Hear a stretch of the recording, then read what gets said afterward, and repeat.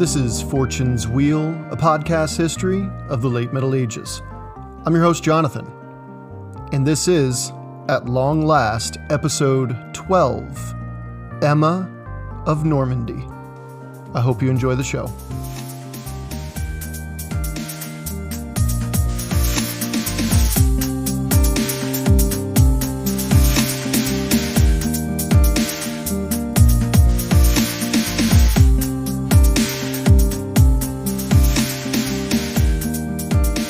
In the last episode, we saw the Anglo-Saxon dynasty fall and a Danish one begin.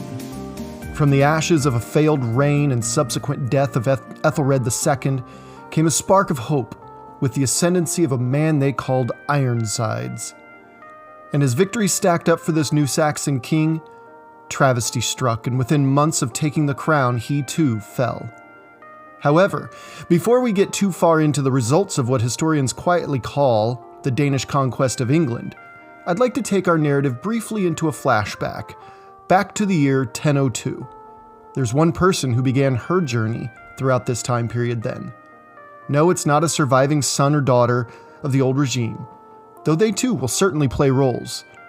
In 15 years, unfortunately for Canute, he would be leading a cautiously friendly nation of war-weary Saxons, Angles, Jutes, and settled Anglo-Danes, who just spent the last century developing a high society of scheming and vicious maneuvering for placement as near to the throne as possible. If Canute had any chance to smooth out these choppy waters, it would be found in this one person.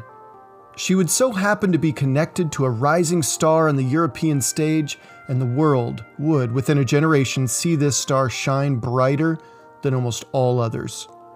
Her name is Emma.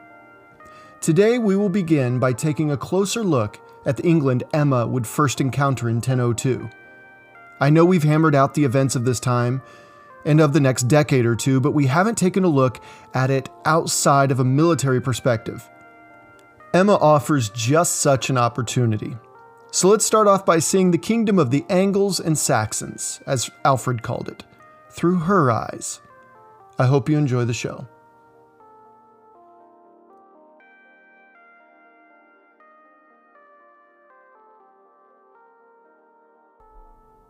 (1002). After 3 days crossing the choppy cold waters between England and her home, Emma watched her attendants, busying themselves making sure that Emma looked her absolute best. She saw she was pulling into port, most likely a village in Kent on the island's southern coast. The weather was cool and partly cloudy. Looking up, she longed for a little warmth from the sun like she had in Rouen, far to the south. Her brother said England was a cloudier and cooler place than Normandy. As her vessel came to a stop, still bobbing in its own wake, splashing back into the shallow, rocky coastline, she saw a contingent of people waiting for her. It was a royal contingent, no doubt, but there was no sign of the man she had come here for. All the same, they were generous enough by sending servants to help unload the goods and treasures from the ships. Her hair whipped into her face from the salty winds as courtiers hurried around her, constantly moving her gowns out of her way, helping her disembark onto the foreign land. Her first steps onto the land that she would soon reign over. They had a carrier waiting for her. After loading everything, her Norman contingent of servants, soldiers, attendants, and courtiers joined the Anglo-Saxon group. Hard, guttural sounds left their lips as she looked down at her feet. She had people to answer for her. Not only was this decorum, but she was also just a shy teenage girl who had no idea how to handle such a situation. But her despair further deepened the more they spoke. She knew nothing they were saying. How was this arrangement going to work if she couldn't even speak with her new husband or the people she is to rule? But for a flicker of a moment, she thought she heard something. Something recognizable. Yes, a word, a single word. It wasn't exactly like a word she knew, but it was close. And her servant relayed the message. She realized she, in fact, did recognize the word. But how? How did this Norman noblewoman recognize a Saxon word? Well, this would be a question she would soon know the answer to. This is how I imagined Emma's disembarkation happened. I simply cannot wrap my head around a time when marrying your teenage sister off for profit and influence was as acceptable as growing a field of corn and selling it to the highest bidder is today. But this was the societal setup of the medieval period, and Emma of Normandy, sister of Richard II, Duke of Normandy, is caught right in the middle of this tangle of webs. She knew very little about this strange land. She probably missed home the moment she left it. She probably looked back one last time across the white-tipped swells of the channel, back to the place she called home, Normandy. She knew her mission, her life's role, the role of the noblewoman. And if she played her role just right, not only will her lineage be in a better position at the top of the hierarchy, but so should she. But these people, this land, this was an England where the majority of the inhabitants knew only rumors of another wave of Viking incursions on their island, incursions that were localized to the southern and eastern coastlines mainly. They focused on their fields and their livestock and their wares. They were largely illiterate farmers who knew nothing of the fields of science and mathematics. In fact, Arabic numerals hadn't yet crossed the channel. This is not to say that the English were simpletons, far from it. This was a disjointed kingdom of different peoples speaking different dialects who found commonality in the national myths they shared, the god they worshipped, the names they gave their children, and their love of fellowship and food and drink. We have this notion that the Middle Ages, or really any time period between the collapse of the Roman Empire and the age of the pirates, were dreary and sad and, well, just like a long winter's nap where nothing much happened. And I suppose when seen comparatively to the other time periods, it can certainly seem so, but the English might have missed the memo there. Harriet O'Brien, in her book Queen Emma and the Vikings, says, quote, "They entertained each other with witty verse about frost, ice, onions, dough," end quote. These were a people who loved risque humor, too. Check this one out from the Exeter book. "What hangs down by the thigh of a man, under his cloak, yet is stiff and hard? When the man pulls up his robe, he puts the head of this hanging thing into the familiar hole of matching length, which he's filled many times before. What is it? It's a key, people. The answer to this riddle is a key. Relax, okay? All right, so this is really a glimpse into the sense of humor, though firmly on the raunchy side of things, that these people had. But it wasn't all toe-on-the-line entertainment. In The Wife's Lament, we experience the far too familiar heartbreak of a wife who's now forced to live without her exiled husband. And then there's Beowulf, the earliest known writing of the English people, about a Danish prince who slew a giant named Grendel and then dealt with the creature's monstrous mother. An English legend about a Danish prince. It just goes to show that the intricacies of the Anglo-Saxon Viking connection, from the earliest centuries of the Middle Ages to the moment Emma of Normandy stepped onto the shores of Kent. And the Venerable Bede, as he's known to history, was an 8th century English monk. Back when it meant to be English was still emerging, as an idea. Bede is credited with the Anglo-Saxon Chronicles, an immense document spanning the days before Alfred and well into the Norman restructuring of English society. We've used it on the podcast quite a bit so far. Bede obviously did not write the entire thing, but many believe him to be its originator, a yearly diary of the Anglo-Saxon kingdom. But he also wrote much, much more as well. Bede's Death Song was a poem he reportedly wrote on his deathbed. It reads, "Facing death, that inescapable journey, who can be wiser than he who reflects while breath yet remains, on whether his life brought others happiness or pains, since his soul may yet win delights or night's way, after his death day. And finally, among the growing library of English literature was one of the world's most famous, The Dream of the Rood. As far back as the 700s, this poem about the cross Jesus died on, side note, Rood was the Saxon word for cross.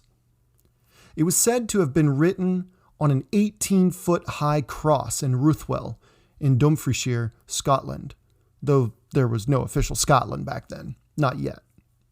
It was widely spread afterward, and by 884, Pope Marinus sent Alfred the Great a piece of the true cross, the cross Jesus himself was crucified upon. So in return for this legitimizing honor, one could say, King Alfred commissioned additional lines to be added to the original. In 1002, Emma took her first steps onto the shores of a wealthy kingdom with a very underappreciated heritage.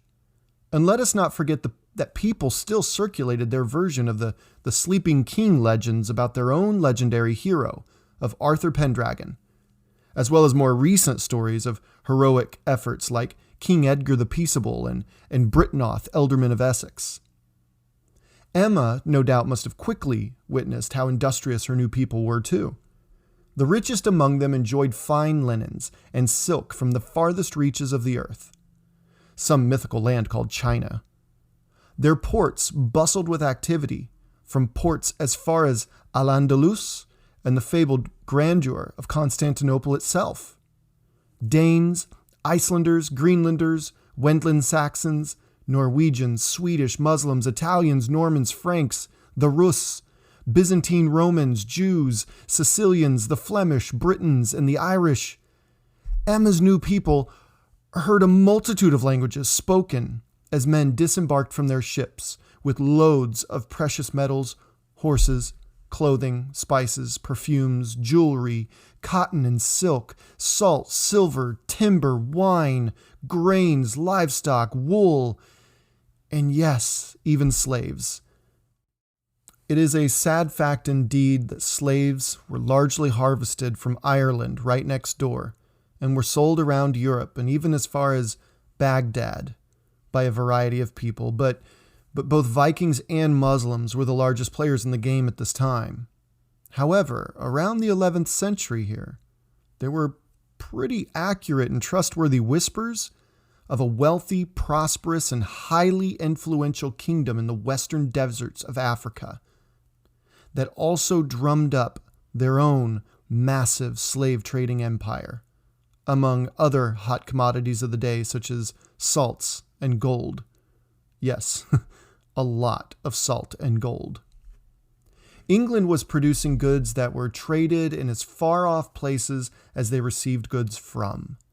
Though around the 11th century, England was a bustling hub of activity.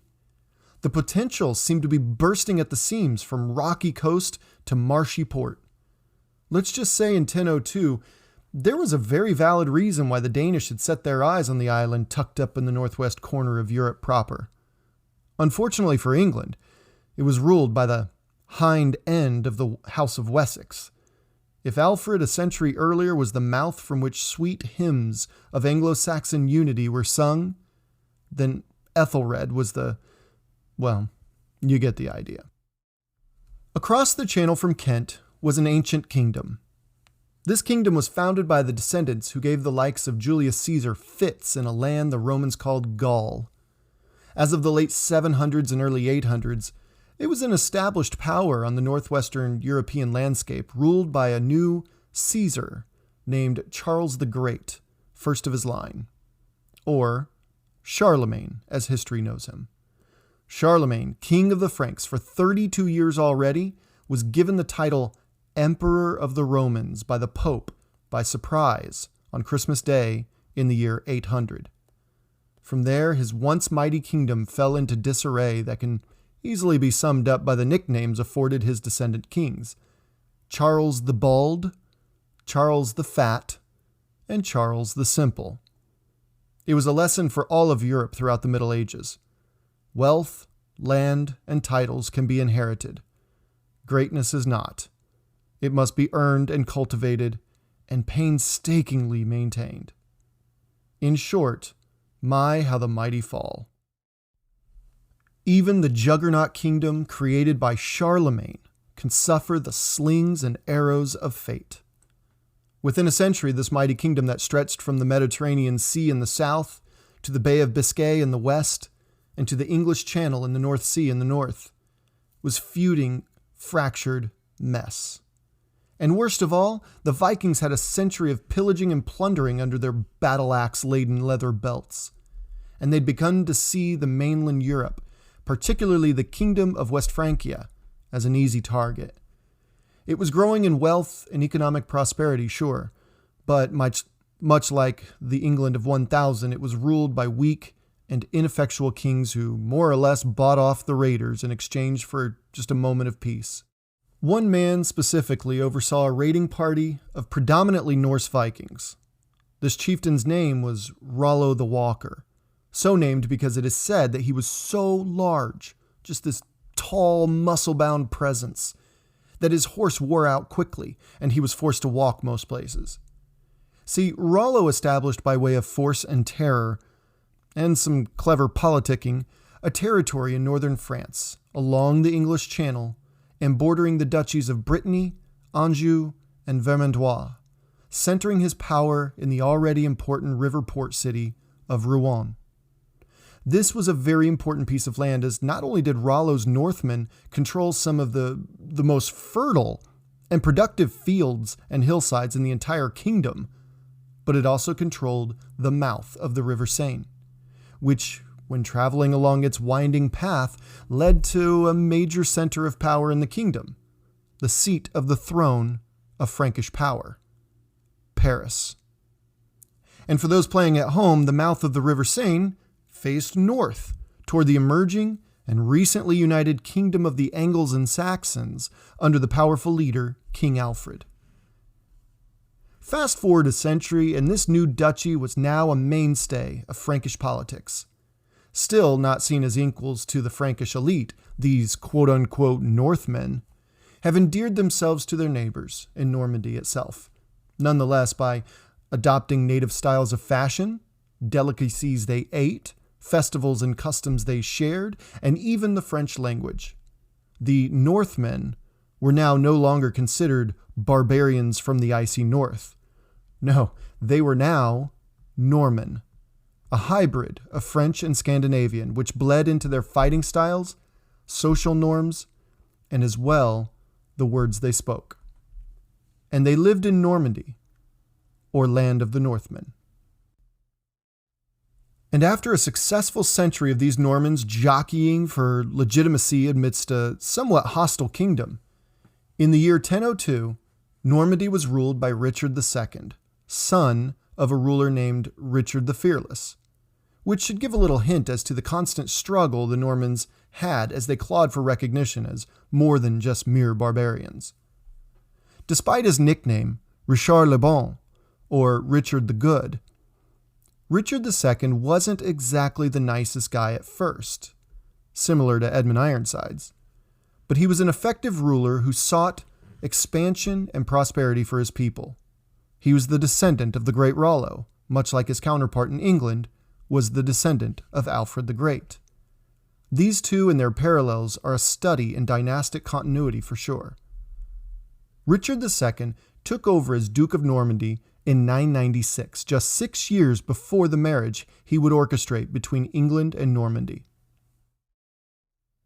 During his minority, or the period in which a ruler's too young to take full reins of the domain, he looked to his uncle Rodolphe, Count of Ivry, for counsel and decision-making, much like Aethelred did when he became a king a few decades earlier. In fact, around 996, tempers flared after years of local barons and other leaders pushing for more control over and production from Norman farmers and merchants, the first significant stirrings of feudalism. According to an 1839 manuscript by Jonathan Duncan, those peasants in charge of this minor revolt were severely punished, Rodolphe of Ivry by having had their hands and feet severed, as well as being blinded, burned alive, and having the removal of their land deeds to boot. Thankfully, after this violent event at the outset of Richard II's reign, he earned the nickname Le Bon, fairly, because Normandy saw a largely prosperous few decades afterwards, mainly due to the Duke's clever politicking. Richard's father, Richard I, or Richard the Fearless, had many children by his wife Gunner, a noble lady born in Rouen. Two of them, of course, were central to our narrative here. But they had other less known but still strategically placed children too, such as Robert II, Archbishop of Rouen, and Mauget, Count of Corbeil, among others. Now, giving credit where it's due to his predecessors, but it was Richard II who would really push Normandy forward in its mission to enter into and secure a position among the elite ruling families in Europe. After marrying Judith of Brittany, he would sire 6 children, and among them would be Richard III and Robert le Diablo, who would reposition Normandy in the late 1020s, as well as Alice and Eleanor, who would be married off to the Counts of Flanders and Burgundy, respectively, thus expanding Norman influence and prestige. But along with many of his genetic and cultural cousins across Scandinavia, England was never far from his mind. Besides his daughters, Richard II was also maneuvering the House of Normandy across Europe by way of his sisters, Alice and Eleanor, and Emma. Like it or not, noble women were raised and groomed for just such a role in royal life. Most of the time, they were married off to secure relationships between more powerful royal families, or even hostile ones. Love was simply not a concept at this point in the arena of medieval courtship. Richard's sister Matilda was married to the Count of Chartres, just southwest of Paris, and Hawise was married into the House of Rennes, to the west of the Duchy of Brittany. But his other sister Emma, she would serve a role that would echo for the next 1,000 years. Unlike these important houses into which her sisters were married, the King of England, he bowed to no one. His allegiance was to himself and to his noblemen. There was no overlord. He was at the top of his branch of the social and political food chain, and Aethelred II, regardless of his position opposite the ruthless, invasionary fleets of the latest wave of Scandinavian Vikings, held a firm role on the upper echelon of European hierarchy. The mere prospect of her marriage to Aethelred was a powerful vindication, echoing back more than a century, back to Rollo himself, as to Normandy's legitimacy. That, and it's not as if Aethelred and Richard II were exactly friends either. During the 990s, Richard II made the strategic choice to allow Viking ships to have safe harbor in their northern ports. This forced Aethelred, who was already financially bleeding his people dry trying to pay for these Danegeld, to make a bold deal to someone who's deliberately aiding and abetting his violent attackers year after year. Aethelred offered his hand in marriage to a Norman noblewoman, specifically Emma, of course, in exchange for Norman ports to close their harbors to Viking ships. It was too good for Richard to pass up. Keep in mind, this comes on the heels of a very Ethelredian blunder in the year 1000, when he created a Saxon navy and sent them to attack Normandy. Well, being butt of the cosmic joke, Ethelred's navy, well, it didn't go as planned. When the large fleet set out, bad weather forced half of the boats to about face and returned to Kent, and many boats sunk in that maneuver. The rest continued on and made it to Norman shores and began raiding. They sacked town after town, before realizing that it wasn't actually Normandy at all. It was the Duchy of Brittany, and rumor has it that many of the English raiders realized the sad state of their leadership and disappeared into the lowlands there in Brittany, supposedly assimilating to the life of the natives. They've had enough, apparently. But seriously, no one out-Ethelred's Aethelred, that's for sure. After can we call it hostilities toward Normandy? All right. Well, after the disillusion of Ethelred's fleet, and probably a good hearty laugh from Richard II, Ethelred was willing to try anything. This was the situation in which young Emma, sister to the Duke of Normandy, came of age. And this was the relationship that Emma would marry into. This would be a challenge. The challenge, whether she had any forethought or not, of tying together two royal families inseparably. The moment Emma left Norman shores, the fate of her people rested in her hands. And the moment Emma stepped foot on English shores, the fate of those people rested in her hands. Throughout history, women were used as tools for expanding influence and binding two nations together. And though I would never argue the inherent injustice of this practice, I would also never argue the vast and severely underappreciated role women played in history. Emma, like so many women after her, was a victim of this political chess game. But she set so many precedents throughout her life that the women who came after her could only learn the lessons. Her main lesson? Survive. Survive at all cost. I hope you enjoyed today's episode on the Normandy that Emma left in the England that she stepped foot on. Thank you all for downloading and listening. Our numbers keep increasing, which is a testament to all of you, so please keep sharing this podcast with those you know and on your social media accounts. Don't forget to tag us too if you share us on Twitter @WheelPodcast, or drop a quick line about the latest episode on Facebook, Fortune's Wheel Podcast. I update these pages weekly and I would love to hear from you. Also, you can email the show at fortuneswheelpodcast@gmail.com, which I check almost daily. When her teenage feet touched English sand, she would become a survivor. Before she met her soon-to-be husband, she became an agent of change, though at first, she must change herself. On her way to her wedding, which happened we can only assume pretty shortly after her arrival, Emma would be forced to accept the role of foreigner in this land and embrace the idea that the only reason she's here is because this king couldn't handle his own problems himself. Women, as we will learn in the next episode, had certain expectations that fly in the face of our 21st century understanding of equality and fairness. And one of them was to speak only when spoken to in public. Emma, judging by the life she's to lead beginning in 1002 when history first meets her, well, when you're quiet most of the time, you're able to listen. Like, a lot. You learn to listen to certain people, and you learn to form specific narratives which you can whisper in people's ears. On the next episode, we find Emma standing at the altar in Canterbury. She doesn't know it yet, but from this altar, she will set off on a voyage that will cause her to navigate some of Europe's roughest waters. I can't wait to tell you about it.